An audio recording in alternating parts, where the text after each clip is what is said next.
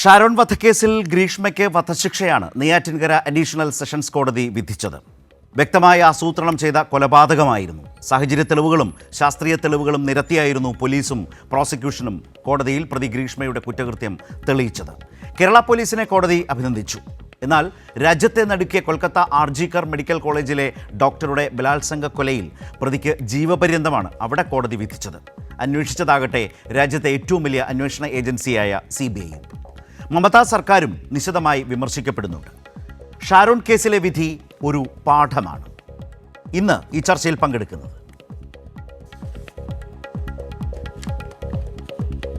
Advocate Vineeth Kumar, ഈ കേസിന് വേണ്ടി കോടതിയിൽ ഹാജരായ special prosecutor. Advocate C. Shukkoor, നിയമവിദഗ്ധൻ. ഷുക്കൂർ വക്കീൽ അഭിനേതാവ് കൂടിയാണ്, സുപരിചിതനായ നിയമവിദഗ്ധൻ. ഡോക്ടർ അനീഷ ജയദേവ്, സാമൂഹ്യ നിരീക്ഷക. D. Ashokan, retired DYSP.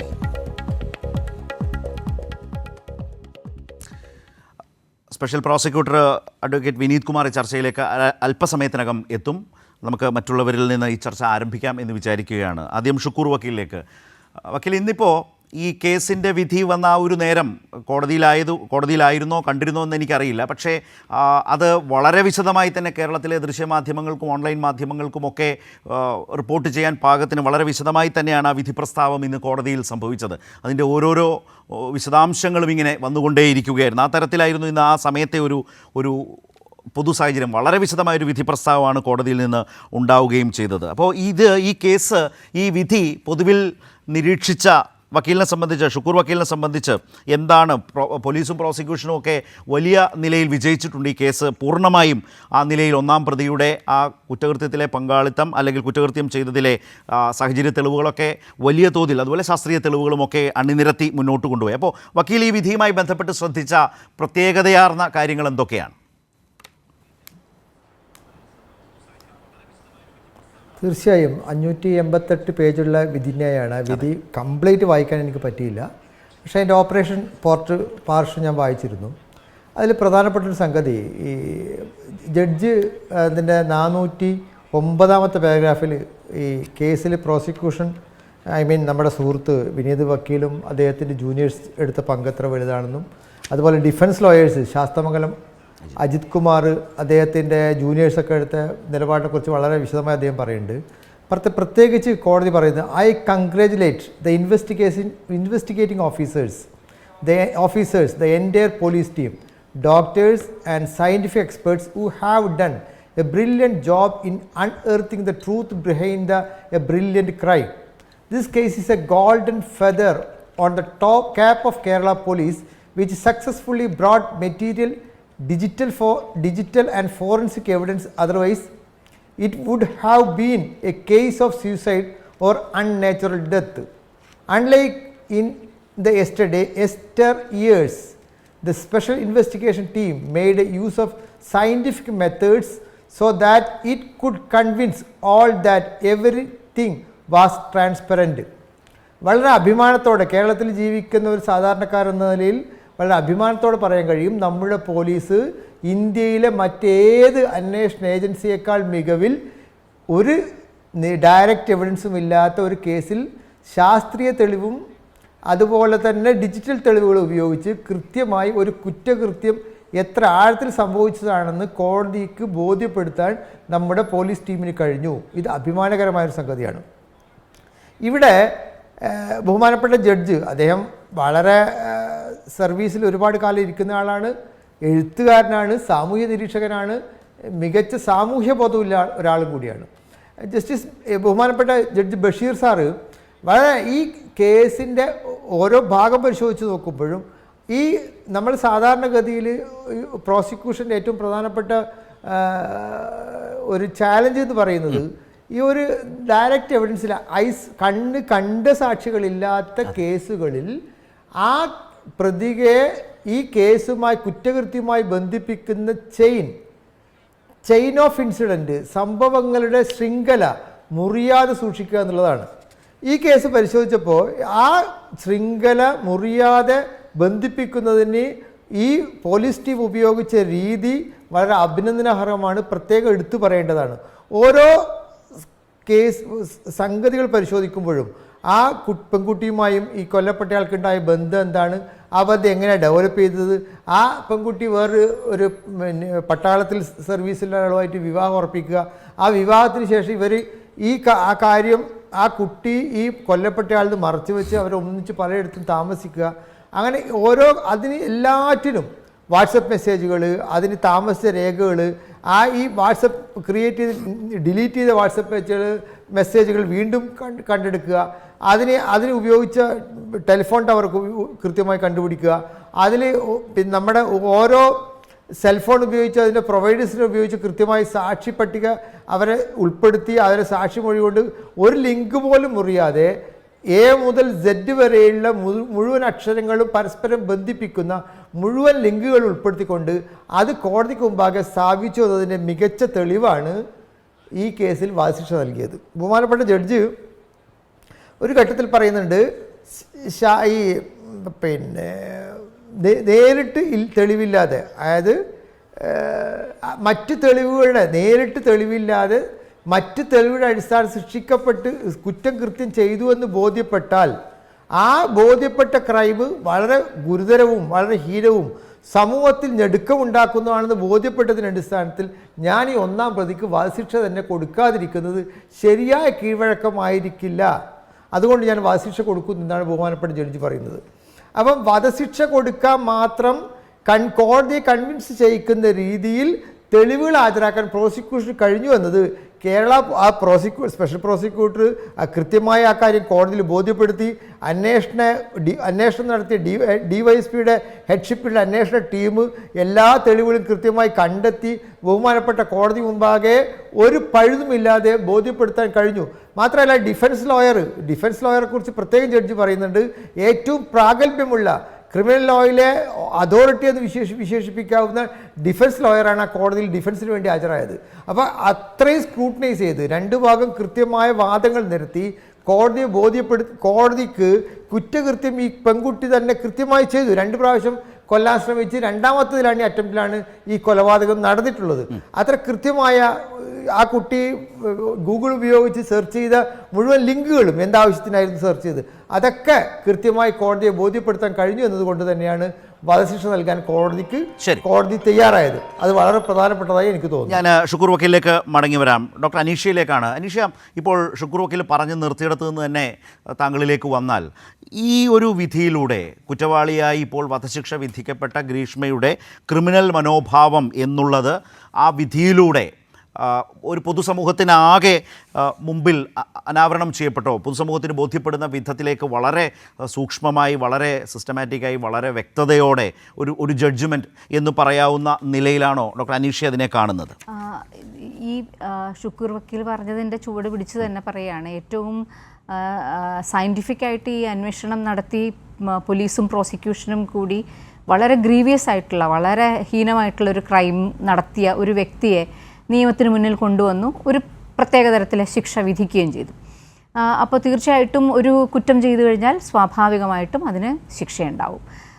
ഇപ്പോൾ നമ്മൾ സമൂഹത്തിൽ ഇപ്പോൾ ശരിക്കും ഈ ഒരു കേസ് വിധി പറയുന്നതിന് 2 ദിവസം മുമ്പ് തന്നെ ശരിക്കും ഇപ്പോൾ നമ്മൾ സമൂഹത്തിൻ്റെ ഒരു വ്യവച്ഛേദം കാണുന്നത് നമ്മൾ സോഷ്യൽ മീഡിയയിലാണ്.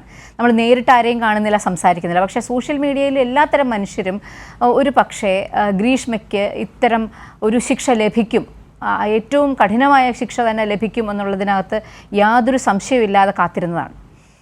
അപ്പോൾ കാത്തിരിക്കുന്നതിൽ ജെൻഡർ വ്യത്യാസമില്ല, മനുഷ്യരെല്ലാവരും കാത്തിരിക്കുകയാണ്. എല്ലാവരും ഒരു പാവം യുവാവ്, വളരെ സ്നേഹസമ്പന്നനായ ഒരു യുവാവ്, അവൻ മരിക്കുന്ന സമയം വരെയും അവൻ്റെ കാമുകിയെ വഞ്ചിക്കുന്നില്ല എന്നൊക്കെയുള്ള വളരെ സത്യസന്ധമായി അവനത് ചെയ്തു, അവൻ വഞ്ചിച്ചിട്ടില്ല.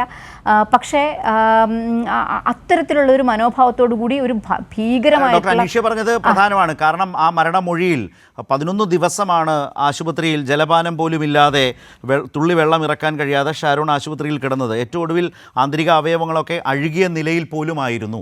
അപ്പോൾ കൊടുക്കുന്ന മരണമൊഴിയിൽ പോലും ആ വീട്ടിൽ വെച്ച് കഷായം കുടിച്ചു എന്ന് പറയുന്നതല്ലാതെ മറ്റേതെങ്കിലും തരത്തിൽ അവരെ സംശയിക്കുന്നതായി, ഗ്രീഷ്മയെ സംശയിക്കുന്നതായി ആ മൊഴിയിൽ ഉണ്ടായിരുന്നില്ല എന്നുകൂടിയുണ്ട് നമ്മുടെ മുമ്പിൽ. അപ്പോൾ സ്വാഭാവികമായും ഒരു 40-45 വയസ്സ് പ്രായമുള്ള 45-50 വയസ്സ് പ്രായമുള്ളവർക്കൊക്കെ ഷാരോണിൻ്റെ അമ്മയുടെ ഒരു മാനസികാവസ്ഥയായിരിക്കും. എല്ലാവരും അവൾക്ക് ആ ശിക്ഷ കിട്ടിയത് വളരെ നന്നായി, ഇങ്ങനെ തന്നെയാണോ വേണ്ടത്, ഇത്രയും ക്രൂരത കാണിക്കാൻ പാടുണ്ടോ എന്നുള്ളൊരു മനോഭാവത്തിലാണ്. തീർച്ചയായിട്ടും നിയമവ്യവസ്ഥയെ നമ്മൾ അംഗീകരിക്കുന്നുണ്ട്. ശിക്ഷ നടപ്പിലാക്കാനായിട്ട് നിയമവ്യവസ്ഥയ്ക്ക് അവകാശമുണ്ട്. വളരെ നല്ല ഒരു അന്വേഷണവും നടന്നിട്ടുണ്ട്. പക്ഷേ ഇതിൻ്റെ കൂടെ തന്നെ ഒരു പ്രത്യേക കാര്യം പെട്ടെന്ന് നമ്മുടെ മനസ്സിലേക്ക് വരികയാണ്. ഒരു വളരെ ഹീനമായ ഒരു കൃത്യം നിർവഹിക്കപ്പെട്ട് ഒരു പുരുഷൻ മരിച്ചു. അതുപോലെ തന്നെ നമ്മൾ ഇപ്പോൾ ബംഗാളിൽ ഈ ഇന്ന് തന്നെ ഒരു വിധി വന്നിട്ടുണ്ട്. ഏറ്റവും പൈശാചികമായി അങ്ങനെയാണെങ്കിൽ ഒരു നിമിഷം ഡോക്ടർ അനീഷ ഞാനത് ഇതിൻ്റെ ഒരു അടുത്ത ഭാഗം ചർച്ച ചെയ്യേണ്ടതാണെന്ന് വിചാരിച്ചു. പക്ഷേ താങ്കൾ അതിലേക്ക് തന്നെ വന്നതുകൊണ്ട് സ്വാഭാവികമായും ഈ താരതമ്യം വേണ്ടതുകൂടിയാണ്. ഒരു രാജ്യത്തിൻ്റെ ഒരു ഭാഗത്ത് സംഭവിക്കുന്നത് ഇത്, അതേസമയം രാജ്യത്തെ നടുക്കിയ മറ്റൊരു വിഷയത്തിൽ അവിടെ ആ കോടതി ജീവപര്യന്തത്തിൽ ശിക്ഷ വിധിക്കുന്ന ഒരു സാഹചര്യം ഉണ്ടാകുമ്പോൾ കൃത്യമായ താരതമ്യം ഇതിനകത്തുണ്ടാകും. അതുമായി ബന്ധപ്പെട്ട് ദേശീയതലത്തിൽ നിന്ന് ഏറ്റവും ശക്തമായൊരു നിരീക്ഷണം നടത്തിയത് ഡോക്ടർ അനീഷയും ശ്രദ്ധിച്ചിട്ടുണ്ടാവും, ബൃന്ദ കാരാട്ടാണ്. ബൃന്ദ കാരാട്ട് ഇതേക്കുറിച്ച് പറഞ്ഞതൊന്ന് കണ്ടുകൊണ്ട് ഞാൻ താങ്കളിലേക്ക് തന്നെ വരാം. It's a very strange and unsatisfactory judgment on two grounds.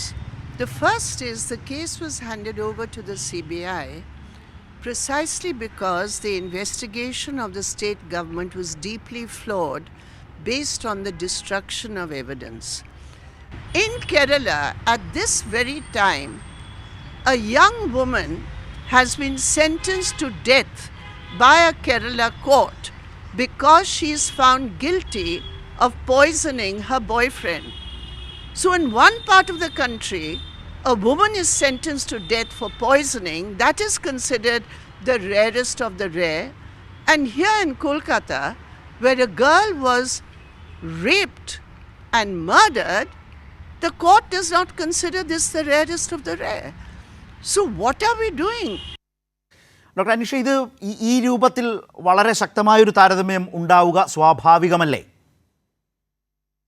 ഇവിടെ ഇപ്പം ഞാൻ ഉൾപ്പെടെയുള്ള സ്ത്രീകൾ ഗ്രീഷ്മ ചെയ്ത കൊലപാതകത്തിനെ വളരെയധികം വേദനയോടുകൂടിയും അമർഷത്തോടുകൂടിയുമാണ് നോക്കിക്കാണുന്നത്. അതിനകത്തുള്ളൊരു പൈശാചികതയാണ്. എങ്ങനെയാണ് അത് പ്ലാൻ ചെയ്തിരിക്കുന്നത്, എങ്ങനെ എക്സിക്യൂട്ട് ചെയ്തിരിക്കുന്നു എന്നുള്ളത് നമുക്ക് ചിന്തിക്കാനേ പറ്റുന്നില്ല.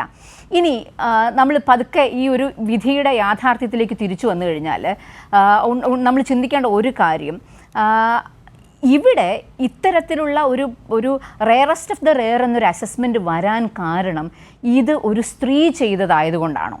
തീർച്ചയായിട്ടും നമ്മുടെ ഒരു പാട്രിയാർക്കൽ പൊതുബോധത്തിൽ നമ്മൾ ഇതിനു മുമ്പ് തന്നെ ഉത്തരയുടെ കേസിൽ പാമ്പിനെ കൊണ്ട് കടിപ്പിച്ച് കൊന്ന കേസൊക്കെ നമ്മൾ ഇതേ മീഡിയ റൂമിലിരുന്ന് നമ്മൾ ചർച്ച ചെയ്തിട്ടുള്ള ആൾക്കാരാണ്. അപ്പോൾ അവിടെ നമ്മൾ ഒരു ഗ്രീവിയസ് ആയിട്ടുള്ള ഒരു ക്രൈം എന്ന നിലയിൽ നമ്മൾ അതിനെ മാർക്ക് ചെയ്യുമ്പോൾ നമ്മൾ കുറ്റവാളിയുടെ ജെൻഡറിനെ കുറിച്ചുള്ള നമ്മുടെ പൊതുബോധത്തിനകത്ത് വന്ന വിള്ളലിനെ ഭയത്തോടു കൂടി നേരിടുന്നതാണോ എന്ന് നമ്മൾ ചിന്തിക്കേണ്ടിയിരിക്കുന്നു. തീർച്ചയായിട്ടും ഈ ക്രൈം വളരെ ഗ്രീവിയസ് ആണ്. പക്ഷേ ഇതേപോലെ സമാനമായി ഒരു ക്രൈം ഒരു സ്ത്രീ ചെയ്യാൻ സാധ്യതയില്ല എന്ന നമ്മളുടെ ഒരു പൊതുബോധത്തിൽ നിന്ന്, ഒരു പാട്രിയാർക്കൽ പൊതുബോധത്തിൽ നിന്നാണ് നമുക്ക് ഇത്രമാത്രം നടുക്കമുണ്ടാകുന്നത്. ഇതിനകത്ത് നമ്മൾ പറയുന്ന ഒരുപാട് കാര്യങ്ങളുണ്ട്. ഈ പെൺകുട്ടി ഈ കുറ്റം തെളിയിക്കപ്പെട്ടുകൊണ്ടിരിക്കുന്ന സമയത്ത്, ജയിലിലായിരിക്കുന്ന സമയത്ത് പശ്ചാത്താപത്തിൻ്റെ ഒരു തരത്തിലെ ഒരു മാനസിക തിരുത്തലുകളും വരുത്തിയിട്ടില്ല എന്ന് പറയുന്നുണ്ട്. നമ്മൾ ഒരിക്കലും നമ്മുടെ കൺവെൻഷനലായിട്ടുള്ള ഒരു ചിന്ത അനുസരിച്ച് ഒരു പെൺകുട്ടി, ഒരു സ്ത്രീ എങ്ങനെയായിരിക്കുമെന്ന് നമ്മൾ വിചാരിക്കുന്നുവോ അതിന് ഘടകവിരുദ്ധമായി അതിനെ ഡീമിസ്റ്റിഫൈ ചെയ്യുന്ന രീതിയിൽ ഒരു സ്ത്രീ ഒരു കൊലപാതകം പ്ലാൻ ചെയ്ത് നടത്തിയതിനകത്തുള്ള ഒരു പൊതുബോധത്തിൻ്റെയും അതുപോലെ തന്നെ ഒരു നീതിപീഠവും ഒരുപക്ഷെ അത് തന്നെയായിരിക്കും ആലോചിക്കുന്നത്. ഇങ്ങനെ ഒരു പെൺകുട്ടിക്ക് ചെയ്യാൻ സാധിക്കുമോ? ഇങ്ങനെ ഒരു സ്ത്രീ ചെയ്യാൻ പാടുണ്ടോ? ഒരു മനുഷ്യനും അത് ചെയ്യാൻ പാടില്ല. അത് ജെൻഡർ വ്യത്യാസമില്ലാതെ ചെയ്യാൻ പാടില്ല. ഏത് ജെൻഡറിൽപ്പെട്ട വ്യക്തി ചെയ്തു കഴിഞ്ഞാലും അവർക്ക് ഒരു തരത്തിലെ പ്രിവിലേജും കിട്ടാൻ പാടില്ല. നമ്മൾ ഓരോ തവണയും ആ കുട്ടികൾ ഒരുമിച്ചിരിക്കുന്ന ഫോട്ടോഗ്രാഫ്സ് കാണുന്ന സമയത്തൊക്കെ നമുക്ക് ഏറ്റവും കൂടുതൽ ഭീതിയും സങ്കടവും, എങ്ങനെയാണ് ഒരു മനുഷ്യൻ സ്നേഹിക്കുന്ന മറ്റൊരു മനുഷ്യനെ ഇങ്ങനെ കൊല്ലുന്നത്, ഈ ഒരു പെൺകുട്ടി ഇങ്ങനെ ചെയ്യുന്നതെന്ന് ആവർത്തിച്ച് ആലോചിക്കുമ്പോൾ സമാനമായി ഇതുപോലെയുള്ള മറ്റു കേസുകൾ ഉണ്ടായിട്ടില്ലേ എന്നും ഒരുപക്ഷെ വധശിക്ഷ എന്ന് പറയുന്നത് ഒരു പരിഷ്കൃത സമൂഹം റീകൺസിഡർ ചെയ്തുകൊണ്ടിരിക്കുന്ന ഒരു ഒരു ഒരു ഒരു ശിക്ഷാ നടപടിയാണ്. പല കോണ്ടെക്സ്റ്റുകളിലും പല രാജ്യങ്ങളും റീകൺസിഡർ ചെയ്തുകൊണ്ടിരിക്കുന്ന ഒരു ശിക്ഷാവിധിയാണ്. അത് തന്നെയാണോ ഇവിടെ കൊടുക്കേണ്ടത്? ഏറ്റവും ഗ്രീവിയസ് ആയിട്ടുള്ള ഒരു ക്രൈമാണോ, ഒരു റെയറസ്റ്റ് ഓഫ് ദ റെയർ ക്രൈമാണോ എന്നുള്ള ഒരു ഡിസ്കഷൻ ഇനി വരാൻ പോകുന്ന ദിവസങ്ങൾ തീർച്ചയായിട്ടും കേരളത്തിൻ്റെ ഈ ഒരു പൊതുമണ്ഡലത്തിലുണ്ടാവും. അതിന് അനീഷ പറഞ്ഞതിൽ ഒരു കാര്യം, ഇന്ന് കോടതി പറഞ്ഞത് ഇത്തരം കേസുകളിൽ പരമാവധി ശിക്ഷ നൽകരുത് എന്ന് നിയമമില്ല. ഒന്ന്, അപ്പോഴും പറയുന്നൊരു കാര്യം, ഇതൊരു ഹീനമായ കുറ്റകൃത്യമാണ് എന്നുള്ള കാര്യത്തിൽ രണ്ടു പക്ഷമില്ല. പക്ഷേ പ്രതി സ്ത്രീ ആയതുകൊണ്ട് ഒരു വധശിക്ഷയിലേക്ക് വരെ പോയി എന്ന് ഒരു തോന്നൽ, എന്നൊരു നിരീക്ഷണം, ഒരു കാഴ്ചപ്പാട് അല്ലെങ്കിൽ ഒരു പ്രശ്നം ഇതിൽ അവതരിപ്പിക്കുന്നുണ്ട്. വധശിക്ഷയിലേക്ക് പോയി എന്നുള്ളതല്ല, ഈ പൊതുബോധത്തിൽ ഇത്രമാത്രം നിലവിളികൾ ഉണ്ടാവുന്നത് ഒരു പെൺകുട്ടി ആയതുകൊണ്ടാണ്. കാരണം ഇതും ഇതുപോലെ തന്നെയുള്ള സമാനമായ, അല്ലെങ്കിൽ ഒരു പക്ഷേ ഇതിന് തൊട്ട് താഴത്തെ പടിയിൽ നിൽക്കുന്ന എത്രയോ കൗണ്ടറായിട്ടുള്ള സിറ്റുവേഷൻസിൽ നമ്മൾ ഇത്രമാത്രം കരഞ്ഞിട്ടില്ല. കാരണം അത് നമ്മൾ ശരിയാണ്, അങ്ങനെ സംഭവിക്കും, അങ്ങനെ സംഭവിക്കാൻ സാധ്യതയുണ്ട്, അങ്ങനെ ഒരുപാട് മരണങ്ങൾ നടന്നിട്ടുണ്ട്, അതുകൊണ്ട് അത് റെയർ അല്ല. പക്ഷെ ഒരു പെൺകുട്ടി അത് ചെയ്തു കഴിഞ്ഞാൽ, കൊൽക്കത്തയിലെ ആർജിക്കർ ആശുപത്രിയിലെ സംഭവത്തിലും ഈ ഒരു പ്രശ്നം ഉണ്ടായിട്ടുണ്ടെന്നാണോ കരുതുന്നത്? ഭീകരമായിട്ടാണ്. അവിടെ നമ്മൾ കേരളം പോലെ ഇത്രയും നീതിയുക്തമായി കാര്യങ്ങൾ ചെയ്യുന്ന മറ്റൊരു സംസ്ഥാനമില്ല. ഇവിടെ നമുക്ക് അഭിപ്രായം പറയുന്നതിനകത്ത് ഭയക്കേണ്ടതില്ല. നമുക്കൊരു അന്വേഷണം, ഒരു സ്ഥലത്ത് നമുക്ക് ഒരുപക്ഷെ ഒരു സംശയം തോന്നിക്കഴിഞ്ഞാൽ നമുക്ക് മറ്റൊരു ഇടമുണ്ട് പോകാനായിട്ട്. നമുക്ക് നേരിട്ട് നമ്മുടെ എല്ലാ തരത്തിലെ ഇൻഫ്രാസ്ട്രക്ചറിലേക്ക് എത്തിച്ചേരാൻ പറ്റും. ബംഗാളൊന്നും ഈ കാലഘട്ടത്തിൽ അങ്ങനെയേ അല്ല. നമുക്ക് അവിടുത്തെ നീതിന്യായ വ്യവസ്ഥയെക്കുറിച്ച് നമുക്ക് യാതൊരു തരത്തിലും അത് ട്രാൻസ്പെറൻ്റ് ആയിട്ടുള്ളൊരു പ്രോസസ്സാണോ നടന്നിട്ടുള്ളത്, അവിടെ വേറെ എന്തെങ്കിലും പ്രയാസം നടന്നിട്ടുണ്ടോ, അതൊന്നും നമുക്ക് അറിയാനേ കഴിയുന്നില്ല. അത് നമുക്ക് പ്രതീക്ഷിക്കാനും പറ്റില്ല. ഇത് രണ്ടും കൂടെ കമ്പയർ ചെയ്യാൻ പറ്റില്ല. പക്ഷേ ശരിക്കും ഇത്രയും ഭീകരമായി ഒരു പെൺകുട്ടിയെ റേപ്പ് ചെയ്ത് കൊന്ന ഒരു സ്ഥലത്ത് അത് നമ്മൾ ഒരുപക്ഷെ ഇവിടെ കേരളം മാത്രമായിരിക്കും ഒരുപക്ഷെ ഇത്രയും ശക്തിയായി അതിനെക്കുറിച്ചും ചർച്ച ചെയ്യുന്നത്. അത് നമ്മുടെ സാമൂഹിക സാഹചര്യത്തിൻ്റെ ഒരു സാധ്യതയാണ്. ഇപ്പോൾ അനീഷ പറഞ്ഞൊരു പ്രധാനപ്പെട്ട കാര്യം, ആർജിക്കർ ആശുപത്രിയിലെ ഡോക്ടറുടെ ബലാത്സംഗ കൊലപാതകത്തിൽ വളരെ ഗൗരവമായ തോതിൽ തെളിവുകൾ നശിപ്പിക്കപ്പെട്ടിട്ടുണ്ട്. പിന്നീട് ആ കേസ് CBI ഏറ്റെടുക്കുന്നു. അതുകൊണ്ടാണ് CBI ഏറ്റെടുത്ത കേസിൽ പോലും അതൊരു അപൂർവങ്ങളിൽ അപൂർവമായ സാഹചര്യം. കാരണം അപകടകരമായ ഒരു പ്രശ്നം അതിലുണ്ട്. നമ്മൾ കേരളത്തിൽ തന്നെ സമാനമായൊരു കേസ് ഉണ്ടായപ്പോൾ ആ കേസിനെ എത്ര ശക്തമായിട്ടാണ് പൂർണ്ണമായും അതിനെതിരായിട്ടുള്ള ഒരു നിലപാട് കേരളം എടുത്തിട്ടുള്ളത്. പക്ഷേ എങ്ങനെയാണ് കൊൽക്കത്തയിൽ ആ ഒരു സർക്കാർ ആ വിഷയത്തെ സ്വീകരിച്ചതെന്ന് നമ്മുടെ മുമ്പിലുണ്ട്. അതെല്ലാം യഥാർത്ഥത്തിൽ ആ വിധിയിലും പ്രതിഫലിക്കുന്നുണ്ട് എന്നുള്ളത് തന്നെയാണ്. അപ്പോൾ ആ ഒരു പ്രശ്നം, ആ താരതമ്യം സ്വാഭാവികമായും ഇന്ന് ഇക്കാര്യത്തിൽ സംഭവിക്കുന്നുണ്ട്. ഞാൻ റിട്ടയർഡ് DYSP ശ്രീ അശോകനിലേക്കാണ് വരുന്നത്. ശ്രീ അശോകൻ, അന്വേഷണ സംഘത്തിന് കൃത്യമായ അഭിനന്ദനം കോടതിയുടെ ഭാഗത്തുനിന്ന് ഷുക്കൂർ വക്കീൽ അത് വളരെ സ്പഷ്ടമായി നേരത്തെ തുടക്കത്തിൽ തന്നെ വായിച്ച് കേൾപ്പിക്കുകയും ചെയ്തു. വളരെ ബ്രില്യൻ്റ് ആയിട്ടുള്ളൊരു ഉത്തരവാദിത്തമാണ് നിറവേറ്റിയത്. അല്ലെങ്കിൽ ഒരുപക്ഷെ ഒരു ദുരൂഹ മരണം, ആത്മഹത്യ എന്ന നിലയിലേക്കൊക്കെ ചുരുങ്ങിപ്പോകാമായിരുന്ന ഒരു കേസിനെയാണ് ഈ വിധത്തിലേക്ക്, അതിൽ ദൃക്സാക്ഷികളില്ല, സാഹചര്യ തെളിവുകൾ മാത്രം, ഡിജിറ്റൽ തെളിവുകൾ മാത്രം, ഇതിനെല്ലാം കോർത്തിണക്കി, മാത്രമല്ല ജൂറിസ്ഡിക്ഷൻ തർക്കം പറഞ്ഞ് സുപ്രീം കോടതി വരെ പ്രതിഭാഗം പോയ കേസുകൂടിയാണിത്. കേരളത്തിൽ നിന്ന് ഈ കേസ് തമിഴ്നാട്ടിലേക്ക് മാറ്റണമെന്ന് പറഞ്ഞാൽ വളരെ സുപ്രധാനമായ ഒരു വാദം തന്നെ പ്രതിഭാഗം എടുത്തിരുന്നു.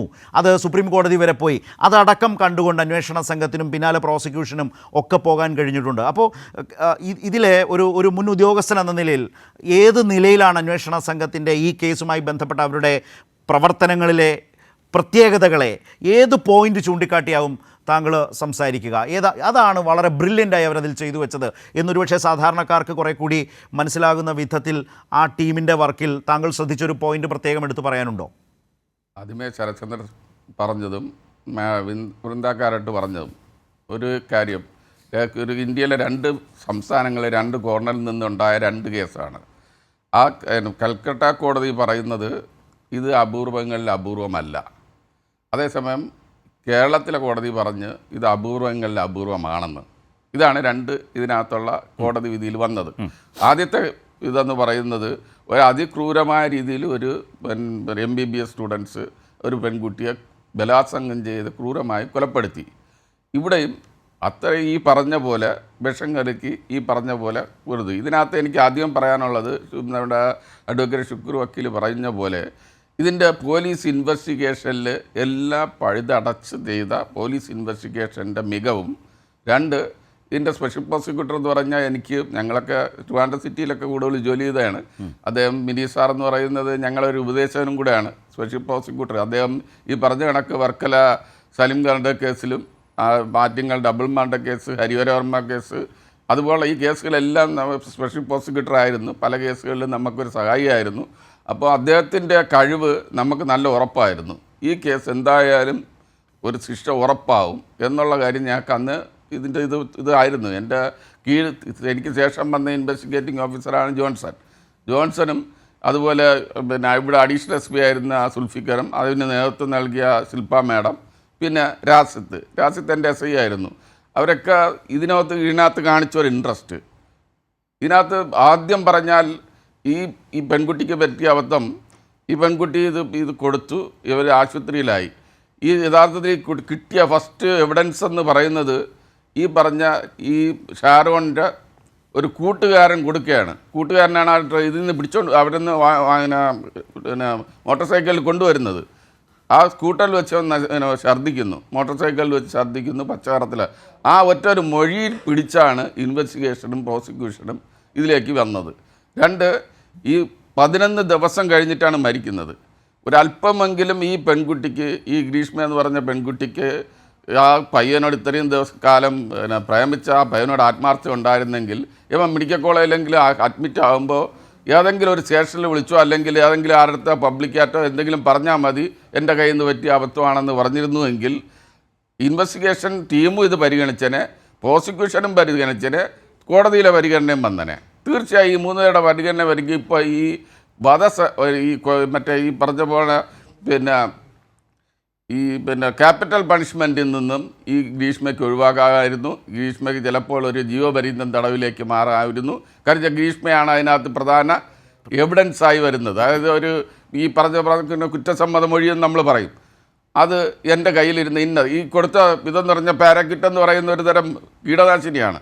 അത് ഞാൻ ഇതിനെക്കുറിച്ച് അന്വേഷിച്ചപ്പോൾ കിട്ടുന്നത് ഇതൊരു 300 mg അകത്ത് പോയാൽ അപ്പോൾ 50-60% ആൾ മരണപ്പെടും. ഈ പാരക്കറ്റ് എന്ന് പറയുന്നത് D2 പിന്നെ സാൾട്ട് എന്നൊക്കെ പറയും ഒരു സാധന. ഇത് കേരളത്തിൽ നിരോധിച്ച ഒരു സാധനമാണ്. ഇത് നിരോധിച്ച്, അതായത് ഇവിടെ അഗ്രികൾച്ചർ യൂണിവേഴ്സിറ്റിയൊക്കെ അതിന് റെക്കമെൻഡേഷൻ കൊടുത്തു. ഇത് എവിടെ നിന്ന് കിട്ടിയെന്നുള്ളതൊക്കെ പിന്നെയുള്ള കാര്യം. ഇതിനകത്ത് ഈ പെൺകുട്ടി ആദ്യം ഈ പാരസെറ്റമോളോ അല്ലെങ്കിൽ ഡോളോ ഒക്കെ ഇത് കലക്കി കൊടുത്ത് നോക്കി, മരിച്ചില്ല. അതാണ് പോലീസും അത് പ്രോസിക്യൂഷനും കോടതിയും പ്രധാനമായി പരിഗണിച്ചത്. ആദ്യം കൊടുത്ത് കൊല്ലാൻ ശ്രമിച്ചു. ഈ പാരസെറ്റമോളൊക്കെ അധികം കൊടുത്തെന്നും പറഞ്ഞ ആൾ മരിക്കില്ല, ചിലപ്പോൾ ഫെയിൻ്റായി പോകും, ചിലപ്പോൾ ബോധം കെട്ട് വീഴുമെന്നുള്ളതല്ലാതെ ഈ മരണം എത്താൻ വലിയ അപൂർവങ്ങളേറ്റ വരുള്ളൂ. പക്ഷേ രണ്ടാമത് ഈ കുട്ടി സെർച്ച് ചെയ്ത് 23 പ്രാവശ്യം ഈ പറഞ്ഞ കീടനാശിനി നല്ല പറയുന്ന കളനാശിനി, ഈ കളനാശിനിയുടെ ഈ പാരക്കറ്റ് എന്ന് പറയുന്നത് ഇതിൻ്റെ സെർച്ച് ചെയ്തെടുത്ത് അവിടുന്ന് അമ്മാവനെ കൊണ്ട് വാങ്ങിപ്പിച്ച് ഇവിടെ കൊണ്ടുവന്ന് ഇതിന് കലക്കി കൊടുക്കുകയാണ് ചെയ്തത്. എന്നിട്ട് അതിനകത്ത് ഏറ്റവും വലിയ തെളിവ് പോലീസ് കണ്ടെത്തിയത്, ഇത് കലത്തിയ ശേഷം അതിന് മുമ്പ് ഇതിൻ്റെ പുറത്ത് ബോട്ടിലിൻ്റെ പുറത്തിരുന്ന ഇതൊക്കെ പൊട്ടിച്ച് കളഞ്ഞു. എന്നിട്ട് ഇത് ഷാരോൺ എന്ന് പറയുന്ന ഈ കുട്ടിക്ക് കൊടുത്ത ശേഷം ഇവളിത് വലിച്ചെറി കഴിഞ്ഞു. അമ്മ വലിച്ചെറിഞ്ഞെന്നും പറയുന്നുണ്ട്, ഇവള് വലിച്ചെറിഞ്ഞെന്നും. എന്തായാലും ഇത് രണ്ടും ശരി ഫോറൻസിക് തെളിവിൽ പോലീസിന് കിട്ടിയതൊരു വലിയൊരു കാര്യമാണ്. അതിനേക്കാൾ ഉപരി ഞാൻ പറയാൻ പോകുന്നത്, ഇവിടെ മെഡിക്കൽ കോളേജിൽ നടത്തിയ പല ഡിപ്പാർട്ട്മെൻറ്റിൽ നടത്തിയ അവരുടെ എല്ലാം തെളിവ് ഈ കീടനാശിനിയാണെന്ന് തെളിയുകയും അവരെന്ത് ചെയ്തു, അത് കോടതിയിൽ വന്ന് വ്യക്തമായ രീതിയിൽ സാക്ഷി മൊഴി കൊടുക്കുകയും ചെയ്തപ്പോൾ ഇപ്പോൾ താങ്കൾ പറഞ്ഞതുപോലെ അത് ഈ കേസിനെ വളരെ നിർണായകമായി തന്നെ സ്വാധീനിച്ചിട്ടുണ്ട്, കോടതിയെ സ്വാധീനിച്ചിട്ടുണ്ട് എന്നത് തന്നെയാണ്. ഇപ്പോൾ നമ്മൾ സംസാരിച്ചുകൊണ്ടിരിക്കുമ്പോൾ ഞാൻ ആ തുടക്കത്തിൽ സൂചിപ്പിച്ചത് അഡ്വക്കേറ്റ് വിനീത് കുമാറും നമ്മൾക്കൊപ്പം ഉണ്ടാകും, ഈ കേസിൻ്റെ സ്പെഷ്യൽ പ്രോസിക്യൂട്ടർ, അദ്ദേഹം എത്തിയിട്ടുണ്ട്. അഡ്വക്കേറ്റ് വിനീത് കുമാർ, സ്വാഗതം. ഇപ്പോൾ സംസാരിച്ചത് ഒന്ന് കാസർഗോഡ് നിന്ന് ഷുക്കൂർ വക്കീലാണ്, മറ്റൊരാൾ സംസാരിച്ചത് റിട്ടയർഡ് DYSP ശ്രീ അശോകനാണ്, ഇപ്പോൾ സംസാരിച്ച് തീർത്തത് അദ്ദേഹമാണ്. അതുപോലെ ഡോക്ടർ അനീഷ ജയതയുണ്ട്, സാമൂഹ്യ നിരീക്ഷക. ഞങ്ങളിങ്ങനെ സംസാരിച്ച് വരികയായിരുന്നു. അപ്പോൾ ഈ വിധിയിൽ വളരെ ബ്രില്യൻ്റായ ഒരു വർക്ക് പ്രോസിക്യൂഷനും പോലീസും ഒക്കെ എടുത്തതൊക്കെ ആ ജഡ്ജ്മെൻറ്റിൽ പറയുന്നത് വായിച്ചുകൊണ്ടാണ് ഈ ചർച്ച ഷുക്കൂർ വക്കീൽ തുടങ്ങി വെച്ചത്. ഇപ്പോൾ വളരെ ശക്തമായി തന്നെ ഒരു പ്രതിയുടെ, ഈ കുറ്റകൃത്യം നടപ്പാക്കിയ പ്രതിയുടെ ക്രിമിനൽ മനോഭാവത്തെ കോടതി വിധിയിലൂടെ വളരെ സ്പഷ്ടമായി പൊതുസമൂഹത്തിലേക്ക് എത്തിച്ചു എന്നുള്ള വിവരം ഡോക്ടർ അനീഷ്യ സൂചിപ്പിച്ചു. അതോടൊപ്പം ചില കൺസേൺ വേറെയും പറഞ്ഞിട്ടുണ്ട്. അത് തീർച്ചയായും അവരത് പറഞ്ഞും വെച്ചിട്ടുണ്ട്. ഇവിടെ ഏറ്റവും അവസാനം നേരത്തെ അശോകൻ സാറ് പറഞ്ഞ് കേട്ടല്ലോ, ഈ ഗൂഗിളൊക്കെ സെർച്ച് ചെയ്ത് ഈ കളനാശിനിയെക്കുറിച്ച് കൃത്യമായി പഠിച്ച് നിരോധിച്ച സാധനം അമ്മാവനെ കൊണ്ട് തരപ്പെടുത്തിയെടുത്ത് ആ ഭാഗമൊക്കെ വളരെ ബുദ്ധിമുട്ടുള്ളതാണ്. ഒരു കേസിൽ കോടതിയെ ബോധ്യപ്പെടുത്തിയെടുക്കുക എന്ന് പറയുന്നത്, ഇതിൽ ദൃക്സാക്ഷികളില്ല, സാഹചര്യ തെളിവുകൾ മാത്രം, ഒപ്പം ഈ പറഞ്ഞ ഭാഗവും ഡിജിറ്റൽ തെളിവുകളും. അപ്പോൾ ഇതെല്ലാം വളരെ കാര്യമായി തന്നെ കോടതിക്ക് വളരെ കൺവിൻസിങ്, സ്വാഭാവികമാണ് വിധി വന്നു കഴിഞ്ഞല്ലോ. അപ്പോൾ അത് കോടതിക്ക് എത്തും വിധത്തിലേക്ക് തന്നെ പ്രോസിക്യൂഷന് കൊണ്ടുപോകാൻ കഴിഞ്ഞു. അപ്പോൾ എൻ്റെ ഒരു ചോദ്യം, ഏറ്റവും ചലഞ്ചിങ് ആയി പ്രോസിക്യൂട്ടർക്ക് തോന്നിയത് എന്തായിരുന്നു ഈ കേസ് നടത്തിയ ഘട്ടത്തിൽ? വളരെ ഏറ്റവും കൂടുതൽ ചലഞ്ചിങ് ആയിട്ട് തോന്നിയ 2-3 കാര്യങ്ങളിൽ ഏറ്റവും പ്രധാനമായിട്ട് തോന്നിയത്, ഇതിൽ ഒന്ന് ദൃക്സാക്ഷികളില്ല. അപ്പോൾ ആ ദൃക്സാക്ഷികളില്ലാത്ത സാഹചര്യത്തിൽ ഈ ഓരോ സാഹചര്യവും, ഈ സാഹചര്യങ്ങൾ വെറുതെ ഉണ്ടായാലും പോരാ, ആ സാഹചര്യങ്ങൾ കോടതിയിൽ നമുക്ക് കൺവിൻസിങ് ആകണമെങ്കിൽ ഒരു സാഹചര്യം മറ്റൊരു സാഹചര്യവുമായിട്ട് ലിങ്ക്ഡ് ആവണം. അങ്ങനെ ലിങ്ക് ചെയ്ത് എല്ലാ സാഹചര്യങ്ങളും കൃത്യമായിട്ടൊരു ഗോൾഡൻ ചെയിൻ ഓഫ് ലിങ്കിങ് അതിനകത്തുണ്ടായിട്ട് അത് പ്രതിയിലേക്ക് മാത്രം വിരൽ ചൂണ്ടുന്ന തരത്തിലേക്ക് കൺവിൻസ് ചെയ്യത്തക്ക രീതിയിൽ നമുക്ക് പ്രോസിക്യൂഷൻ എവിഡൻസ് കൊണ്ടുവരണം. അങ്ങനെ കൊണ്ടുവന്നാൽ മാത്രമേ അത് ചെയ്യാൻ കഴിയുള്ളൂ. അതൊരു വലിയ ചലഞ്ചായിരുന്നു.